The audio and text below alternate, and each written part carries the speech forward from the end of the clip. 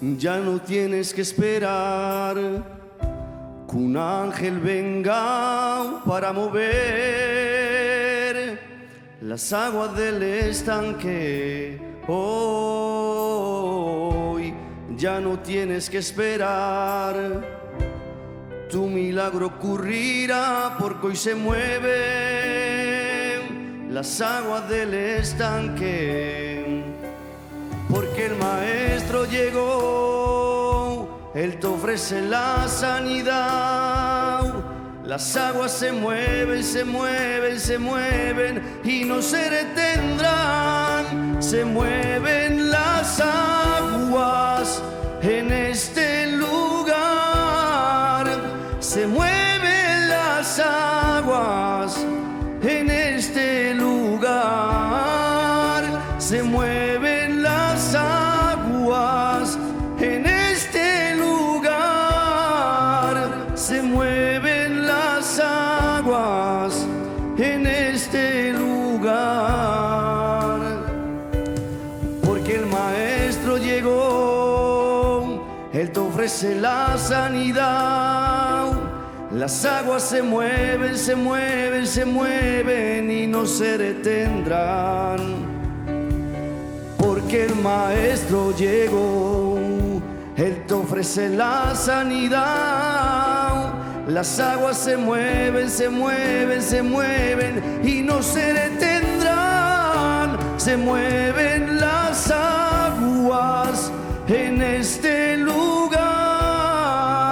Se mueven las aguas en este lugar. Se mueven las aguas en este lugar. Se mueven las aguas en este lugar. Porque el Maestro llegó, Él te ofrece la sanidad. Las aguas se mueven, se mueven, se mueven y no te detendrán. Porque el Maestro llegó, Él te ofrece la sanidad. Las aguas se mueven, se mueven, se mueven, jamás se detendrán. Se mueven las aguas en este lugar. Se mueven las aguas en este lugar.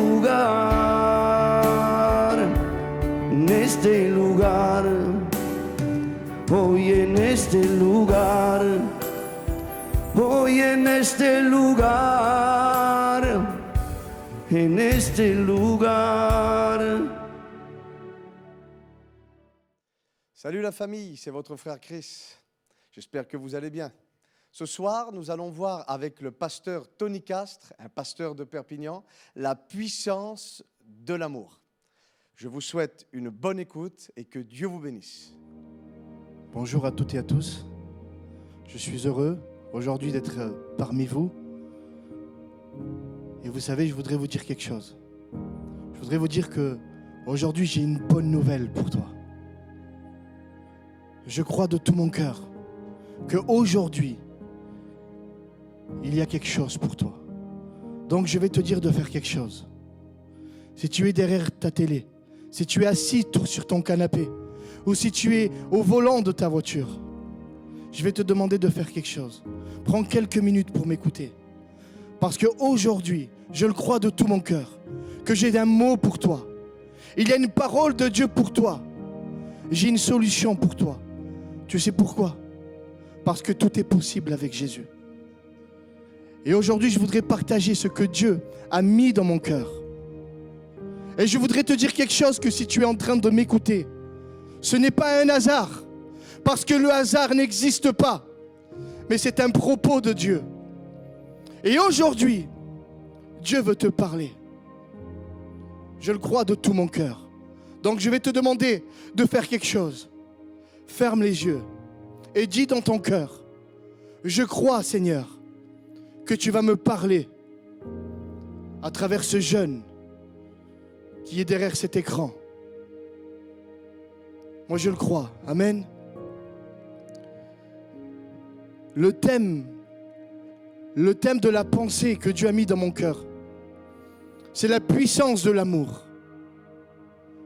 L'évangile est puissant, mais la puissance de l'évangile, c'est l'amour. Et aujourd'hui, je voudrais te partager cette puissance-là. Vous savez, il n'y a pas longtemps, j'étais chez moi et j'étais en train de me réveiller. Et là, quand je me réveillais, j'étais un peu endormi, vous savez, et d'un coup, j'ai eu comme une vision qui est venue et le Saint-Esprit a commencé à me parler. Et là, dans cette vision, je voyais comme une grosse flaque de boue qui était devant moi. Il y avait une flaque de boue géante. C'était comme du sable mouvant. Et là, quand je regardais cette flaque de boue, à l'intérieur, il y avait beaucoup de gens qui étaient là. Ils étaient paralysés dans la boue. La boue les paralysait, ils avaient la boue jusqu'au cou. Et moi, je regardais ces gens-là et je souffrais dans mon cœur. Parce que je voulais les enlever, je voulais les délivrer. Mais je ne pouvais pas. Parce que j'avais peur. Je les regardais. Et je voulais les enlever, je voulais les arracher de cette boue qui les tenait paralysés. Parce que je sentais dans mon cœur ces souffrances. J'écoutais les gémissements des gens. C'était une flaque de boue géante, il y avait beaucoup de monde. Mais je ne pouvais rien faire. Et là, tout à coup, dans la vision, je voyais comme des hommes qui venaient avec des 4x4 géants. Vous savez, ces 4x4 avec des grosses roues. Ils étaient là et là, ils commençaient à prendre des chaînes. Et ils commençaient à les jeter sur les gens. Et ils les entouraient. Et quand ils commençaient à démarrer les 4x4, à rouler, les chaînes se cassaient. Les chaînes se brisaient. Et les gens étaient toujours dans cette boue. Étaient toujours dans cette boue en train de souffrir. Et là, quand j'ai vu ça, il n'y a pas une peine qui est arrivée. Mais il y a quelque chose qui s'est passé dans mon intérieur. Je regardais ces hommes qui n'arrivaient pas. Et là, dans mon intérieur, dans mon ventre, il y avait quelque chose qui s'est passé. Je sentais comme une chaleur, quelque chose qui tremblait. C'était comme une compassion. J'étais ému de compassion. Et là, j'ai fait quelque chose. J'ai commencé à rentrer dans cette flaque de boue géante. Et j'ai commencé à tendre ma main. Et quand je tendais ma main, je prenais tous les gens, toutes ces personnes qui étaient là en train de souffrir. Je les secourais, je les levais de la boue. Je les levais tous et je les sortais tous. Mais là, je ne comprenais pas. Je commençais à dire, à parler avec Dieu. Je disais, Seigneur, comment est-ce possible que des gros 4x4, avec cette force, n'arrivaient pas à enlever ces gens de la boue, avec ces grosses chaînes. Et moi, un simple homme, avec ma simple main, j'arrive à les enlever de cette boue, à les enlever de cette boue qui les tenait paralysés, de ce sable mouvant. Je ne comprenais pas. Et là, le Saint-Esprit me parlait. Il a commencé à me dire, Tony, là où le péché abonde, la grâce de Dieu surabonde.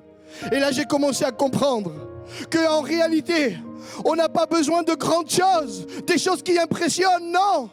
Ce qu'on a besoin au jour d'aujourd'hui pour arracher les âmes qui sont là dans cette boue, qui ne sont pas bien, c'est d'une main tendue, une main remplie d'amour. Là où le péché abonde, la grâce de Dieu surabonde. Et quand j'ai enlevé les gens, là je comprenais qu'en réalité la puissance, ce n'était pas ces forces-là, mais la puissance pour enlever ces âmes qui étaient dans la souffrance, c'était l'amour de Dieu. Et là je commençais à enlever les gens. Je commençais à les secourir. J'ai compris quelque chose. Que la puissance de l'évangile, c'est l'amour. Alors j'aimerais te dire quelque chose. Si tu vois que dans ta vie, il n'y a pas de changement. Si tu vois qu'autour de toi, ça ne change pas. Si tu vois que dans ta famille, ça ne marche pas. Laisse-moi te dire quelque chose. Sois rempli de l'amour de Dieu. Tends la main. Et tends tes mains à ton voisin qui est fatigué. Étends tes mains à ta famille, à ta compagne ou à ton compagnon, à ton père ou à ta mère. Étends tes mains et aide-le à se relever. La puissance de l'amour. C'est ça l'évangile. Vous savez, l'apôtre Paul nous dit quelque chose. Dans 1 Corinthiens 13, verset 1, il nous dit quelque chose. Il nous dit que même si je devrais parler en langue des anges, même si je parlerais en de nouvelles langues, mais si je n'ai pas l'amour, ça ne me sert à rien. Je suis comme une cymbale qui retentit. Il dit encore plus.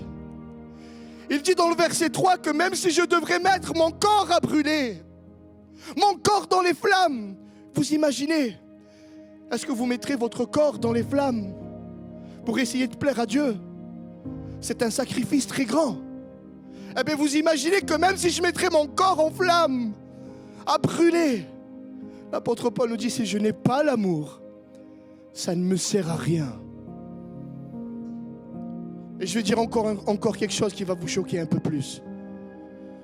Même si j'aurais la meilleure doctrine, même si j'ai la meilleure doctrine, si je n'ai pas l'amour, elle ne me sert à rien.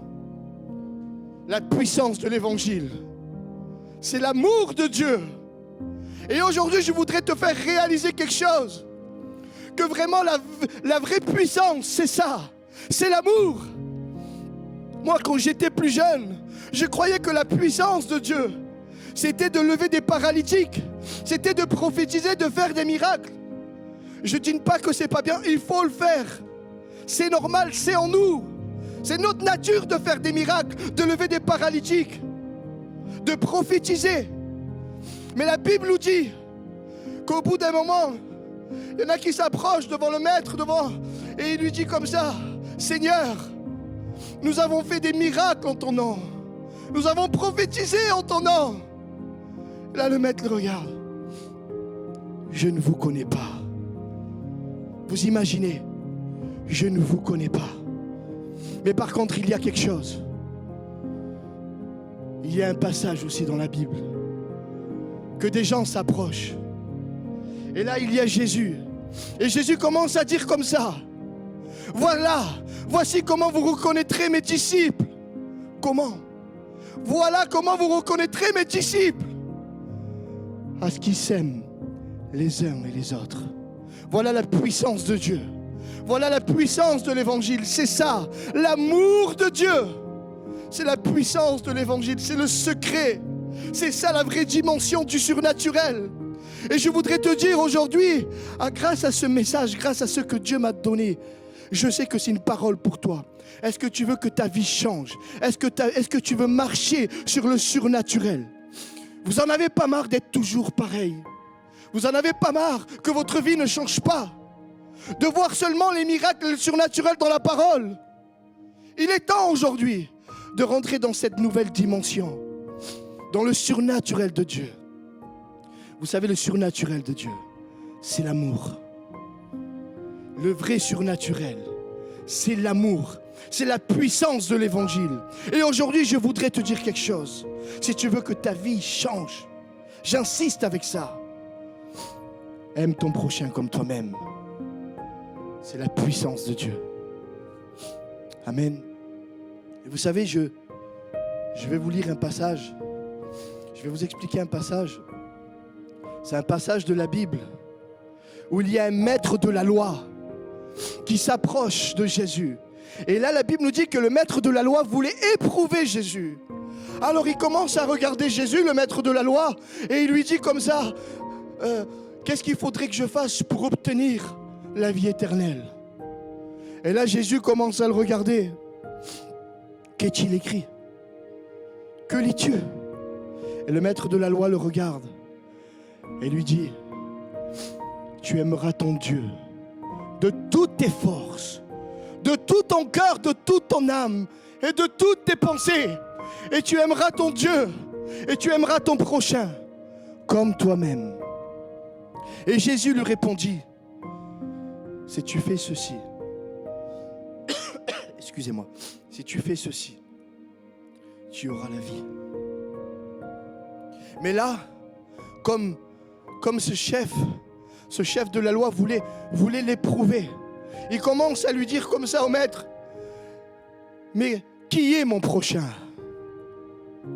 Et là, Jésus commence à lui raconter qui est son prochain. Là, Jésus lui donne la clé. Comment faire pour hériter le royaume des cieux? Et la Bible nous parle d'un homme qui descendait. Il descendait de Jérusalem pour aller à Jéricho. Et là, en chemin, pendant qu'il descendait, la Bible nous dit qu'il s'est fait dépouiller. Il a pris beaucoup de coups et ils l'ont laissé, ces brigands. C'est des brigands qui l'ont dépouillé. Et vous savez ce qu'ils ont fait? Ils l'ont laissé par terre au bord du chemin, à demi-mort. Il était à demi-mort au bord du chemin. Et là, la Bible nous dit qu'il y avait un sacrificateur qui descendait aussi. Il descendait de Jérusalem pour aller à Jéricho. Et là, quand il descend, il commence à voir cet homme qui était là, demi-mort, roué de coups. Mais la Bible nous dit qu'il passe à outre. Moi, j'imagine que cet homme-là, qui est descendu, le sacrificateur, j'imagine qu'il devait avoir une belle tenue. Et laisse-moi vous dire quelque chose. Vous avez jamais eu dans votre vie des mauvais moments ou les conséquences de la vie, les problèmes de cette vie, de ce monde, et vous étiez à demi-mort, vous étiez blessé, vous étiez là découragé, vous étiez comme lui couché au bord du chemin. Vous n'avez plus de force. Moi, ça m'est arrivé, c'est pour ça que je vous le dis. Et moi, quand j'étais comme ça, quand j'étais comme cet homme à demi-mort, il y avait comme un sacrificateur qui passait. Il y avait beaucoup d'hommes qui passaient comme un sacrificateur, bien vêtu, avec la coupe peignée sur le côté, avec une grosse Bible. Et vous savez ce qu'il faisait cet homme quand il passait à côté de moi? Il passait à côté de moi, il me disait juste une parole. Il me disait, viens à l'église, Tony. Mais vous croyez que c'est de ça que j'avais besoin? D'un viens à l'église? Non, je ne pouvais pas marcher. Ce que j'avais besoin, c'était d'une main tendue. J'avais besoin que quelqu'un vienne et qui me tienne la main, qui me tende la main pour pouvoir me relever, pour pouvoir avancer. Mais au jour d'aujourd'hui, c'est ça qu'on voit. Des gens qui sont comme ce sacrificateur, qui descendent et qui ne voient pas le besoin parce qu'ils sont aveuglés par la religion. Et ils sont là et toi tu es là demi-mort. Et ils passent outre. Vous savez comment je vois ça, moi? Un viens à l'église. Pour moi, c'est comme si quelqu'un qui passerait outre. Vous savez pourquoi? Une fois, je regardais une image sur les réseaux sociaux. Et l'image sur les réseaux sociaux, il y avait un homme. Il y avait un homme qui était au milieu de la mer. Et il ne savait pas nager. Il était en train de se noyer. Et là, il y avait un homme au bord du bateau, au-dessus. Il regardait cet homme et il commence à prendre une corde enroulée. Et il lui jette. Mais vous savez quoi? Cet homme s'est noyé et il est mort. Parce que la corde n'était pas attachée au bateau. Et des fois, c'est ce qui se passe. Quand vous êtes blessé, que vous êtes découragé, que vous n'en pouvez plus. Il y a des gens qui passent et ils vous disent, venez à l'église. Voilà, c'est quoi la parole, venez à l'église? Comme cet homme qui était en train de se noyer. C'est ça. Mais on n'a pas besoin de ça aujourd'hui. On a besoin d'une main tendue. On a besoin d'une main tendue. Ça, c'était le sacrificateur. Mais après aussi, il y a quelque chose d'autre. La Bible nous dit qu'il y a un deuxième personnage qui descend aussi de Jérusalem pour aller à Jéricho. C'est le Lévite. Et vous savez, le Lévite, lui, il vient d'une grande lignée de famille. Lui, il vient d'une grande lignée familiale. Je suis un Lévite. Et vous savez, lui, quand il commence à marcher aussi, lui aussi, il est aveugle. Il ne voit pas la nécessité. La religion aveugle. La religion aveugle. Et il passe à côté, il passe outre. Et laisse-moi te dire quelque chose, le Lévite représente la lignée familiale. Et des fois, combien de fois dans ta vie, tu as été vraiment fatigué, chargé, blessé, ou même les gens de ta famille ne voyaient pas le besoin que tu avais. Tu étais blessé, mais il n'y avait personne pour te secourir. Tu étais là et tu n'étais pas bien. Et s'il faut au jour d'aujourd'hui, Même ta compagne ou ton compagnon est aveuglé et ne voit pas ton besoin. Tu as besoin d'eux, mais il n'y a personne pour toi. Mais laisse-moi te dire quelque chose. Que là, il y a quelqu'un d'autre qui descend. La Bible nous dit qu'il y a le Samaritain qui commence à descendre. Un homme, lui, il n'avait pas de grands habits. Lui, il descend. La Bible nous dit qu'il avait un cheval. Il descend, ça veut dire qu'il avait des choses à faire. Lui aussi, il avait des choses à faire. Mais lui, il y a quelque chose qu'il ne peut pas passer outre. Il ne peut pas passer outre, lui. Il est là. Et la Bible nous dit que quand il voit la nécessité, lui, il n'est pas aveugle. Vous savez pourquoi? Parce que dans son intérieur, ici, là, dans son intérieur, la Bible nous dit qu'il fut ému de compassion. Et là, il a fallu qu'il s'arrête parce que l'amour, la compassion de Dieu te fait voir le besoin. Mais la religion t'aveugle. Là, il s'est arrêté. Et quand il a commencé à voir la nécessité, il a fait quelque chose. Il ne pouvait pas juste s'arrêter. La Bible nous dit qu'il s'est approché de lui. Et il a commencé à bander ses plaies. Parce que cet homme avait pris tellement de coups que ses blessures étaient ouvertes. Et laisse-moi vous dire quelque chose. Que des fois, vous savez, une blessure, c'est pas beau. Une blessure, c'est horrible. Vous imaginez une plaie ouverte. Il y a beaucoup de sang. Et c'est pas beau à regarder. Mais nous, des fois, quand il y a quelqu'un qui est fatigué, quelqu'un qui est blessé, quelqu'un qui a fauté, quelqu'un qui a fait quelque chose qu'il ne fallait pas, directement, nous, on regarde le défaut. Et on est en train de le juger, on est en train de l'accuser. Mais lui, le Samaritain, vous savez ce qu'il a fait? Quand il a vu ses plaies qui étaient ouvertes, qui n'étaient pas belles, lui, il s'est approché de lui. Il a commencé à s'abaisser. Et là, il a commencé à bander ses plaies. Il a commencé à les couvrir. Vous savez pourquoi? Parce que l'amour est le maquillage parfait qui couvre tous les défauts. Voilà, c'est quoi la puissance de l'amour? C'est à ça que nous sommes appelés. Mais il ne s'est pas arrêté là. Une fois qu'il a couvert ses plaies, il a soigné ses plaies avec de l'huile et du vin. Et vous savez, un jour, j'ai pu réaliser quelque chose. J'étais en train de prier pour mon église parce que je suis de Perpignan. J'étais en train de prier pour l'église de Perpignan et je disais, Seigneur, que ce local soit un hôpital spirituel. Que tous les gens, Seigneur, qui rentrent, que je puisse m'occuper d'eux pour pouvoir les soigner, pour pouvoir les aider. Et je voyais comme un oiseau qui était blessé avec des ailes cassées. Et le Seigneur me faisait voir, Tony, tu dois prendre ces gens, tu dois les rétablir et tu dois les aider à s'envoler. Mais là, le Saint-Esprit m'a repris. M'a dit, Tony, ce n'est pas le local. Le local n'est pas un hôpital. L'hôpital, c'est toi. C'est pour ça que cet homme, le Samaritain, lui, il s'est arrêté. Je l'ai compris dans la parole. Parce que lui, il est un hôpital, il veut soigner. Il s'arrête, il soigne son frère. Et nous sommes appelés à ça, à soigner mon prochain, à soigner mon frère, ma soeur, même si elle a fauté, même si elle a fait quelque chose de grave, même si elle est par terre, même si elle n'en peut plus. Je ne dois pas la juger. Mais je dois l'aider et tendre ma main. C'est ça la volonté de Dieu, c'est ça la puissance de l'évangile. C'est ça. Mais il ne fait pas que ça. Une fois qu'il la soigne, excusez-moi, la Bible nous dit qu'il commence à le prendre et le monter sur la monture. Et là, il commence à le porter. Il commence à supporter son poids pour l'amener jusqu'à l'autel. Mais la Bible nous dit quelque chose aussi. La Bible nous dit, supportez-vous les uns les autres, alléluia.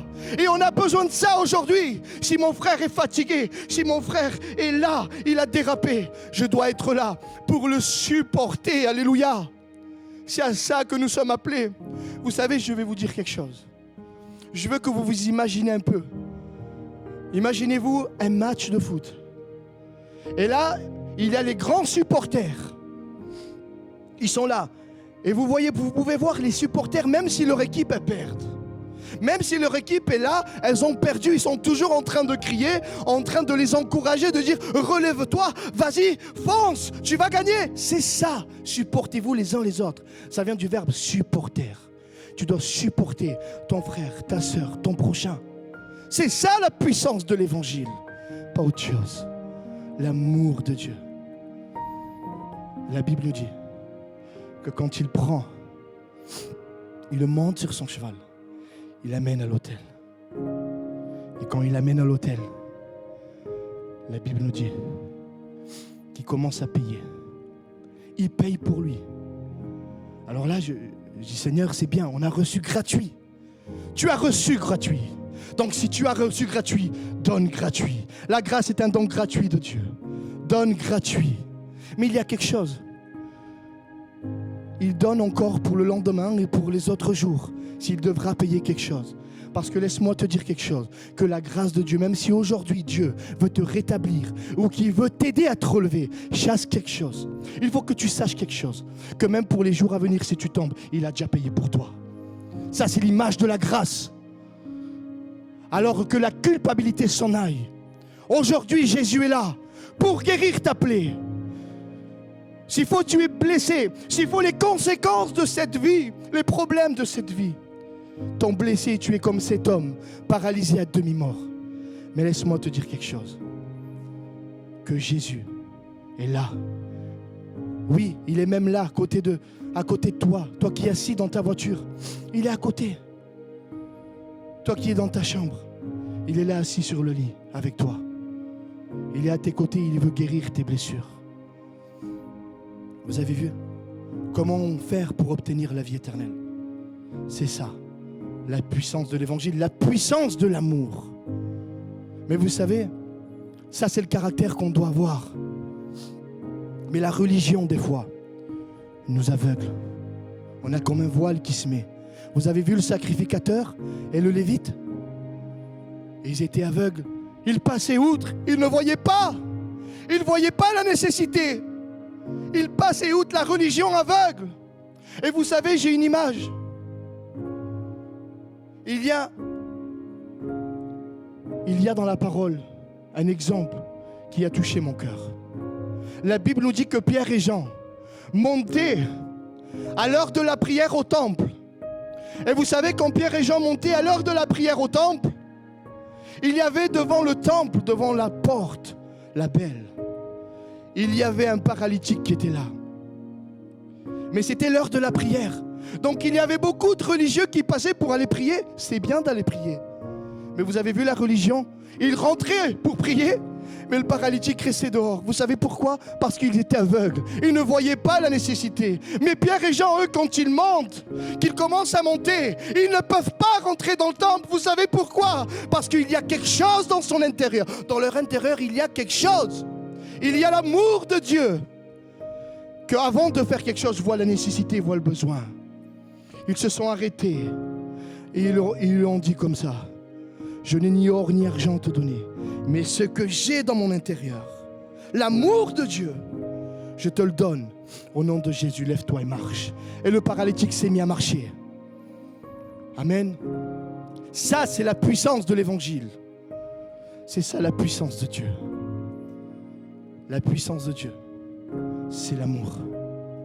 Est-ce qu'aujourd'hui tu veux plonger dans cette dimension de l'amour, dans la dimension de Jésus?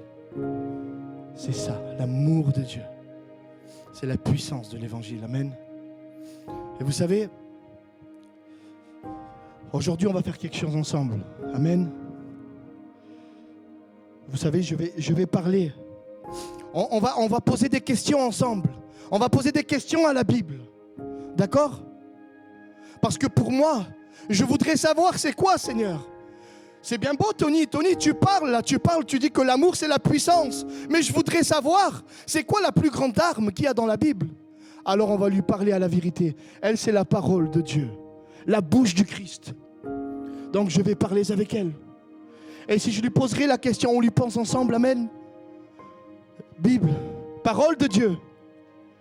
Dis-moi une bataille, une victoire très belle, une victoire qui s'est passée dans ce livre-là. Et la Bible me parlerait, me dirait: David, un guerrier de Dieu. Mais qu'est-ce qu'il a fait, David? David, il a terrassé un géant Goliath, un géant de 3 mètres. Waouh, quelle victoire! Mais avec quoi? C'était quoi son arme à David? Et là, la Bible me répondrait: l'arme de David, c'était une fronde. Waouh! Quelle belle victoire, non? Vous ne trouvez pas? Un géant de 3 mètres terrassé? On va lui poser une autre question. Tu peux me dire, Bible, s'il te plaît, parole de Dieu, dis-moi une autre victoire. Et la Bible me dirait, Samson. Samson? Oui, Samson. Samson, un homme fort, un homme très fort. Mais qu'est-ce qu'il a fait, Samson? Il a tué des milliers de Philistins. Waouh! C'était quoi son arme? Son arme, c'était une mâchoire d'âne.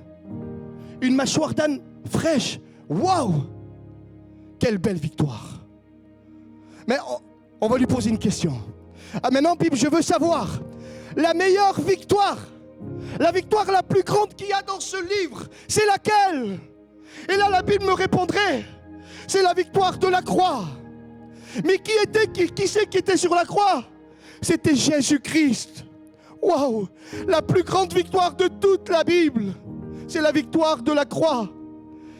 Et le héros, c'est qui? C'est Jésus. Jésus, s'il te plaît, dis-moi ton arme. Comment tu as fait pour vaincre cette plus grande victoire sur cette croix? Et là, Jésus me répondrait, c'est l'amour que j'avais pour toi. Oui, toi qui es là en train d'écouter, l'amour que j'avais pour toi qui es dans ta voiture, c'était ça, la plus grande arme que j'avais, l'amour pour vous. Alors sachez quelque chose, que la plus grande arme qui peut exister, ce n'est pas prophétiser, ce n'est pas faire des miracles, mais c'est l'amour de Dieu, alléluia. Et aujourd'hui, je t'encourage à prendre cette arme redoutable, l'amour de Dieu. Mais tu me dirais peut-être, je ne peux pas, je n'arrive pas. Comment je fais, Tony, pour avoir cet amour? Comment je fais, Tony, pour avoir cet amour? Je te dirais juste, Jésus, c'est la source. Il est l'amour parfait. Donc si tu veux être rempli d'amour de Dieu, rentre en communion avec lui et remplis-toi de son eau. Remplis-toi de son eau. Plus tu vas être dans la communion avec lui et plus tu vas sentir l'eau de son amour remplir tout ton être. Et après, tu ne forceras même plus. Parce que cette arme-là, quand tu parleras avec les gens, quand tu parleras avec les gens de ta famille, ceux des alentours, tu sais ce qui se passera. Tu ne forceras même pas, mais l'eau de l'amour de Dieu débordera de toi. Et là, tu auras des victoires. Amen. Donc voilà, c'est la parole que Dieu avait mise dans mon cœur pour vous. Donc je vous encourage vraiment à rentrer dans cette dimension de l'amour. C'est la puissance de Dieu. Amen.